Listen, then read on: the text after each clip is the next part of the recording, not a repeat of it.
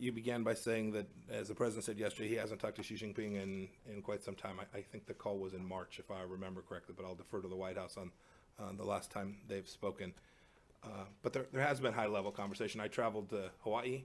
Now it seems like a little while ago, but it was just a few weeks back where I met with Wang Xishe.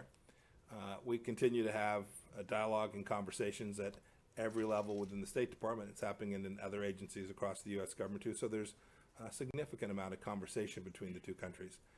What's important, James, is that conversation has changed. That conversation is different than we've had, frankly, for decades between the United States and the Chinese Communist Party.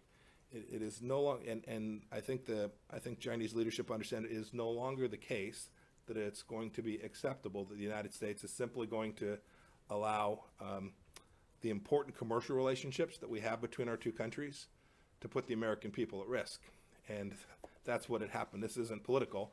This is multiple administrations across both of the major political parties, where for an awful long time our policy simply reflected allowing China to engage in behavior that was radically unreciprocal, enormously unfair to the American people, and frankly put America's national security at risk.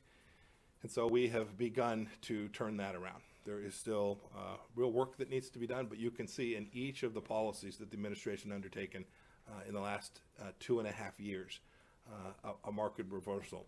In terms of Chinese behavior, how have they responded? You've seen the language that they use. You can see that we're having a real impact, and we will continue to do the things we need to do to make sure that the American people are safe and secure, and that we have a set of fair and reciprocal relationships. That's the end state desire.